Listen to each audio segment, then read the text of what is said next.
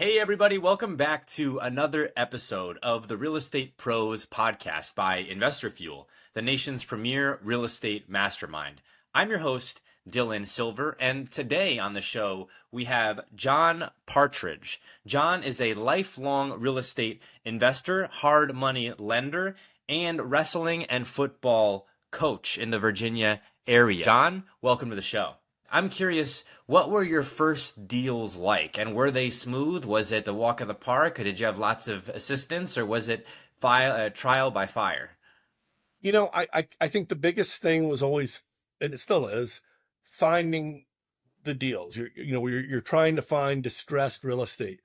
And, I grew up in Long Island, New York, and we did a lot of saltwater fishing.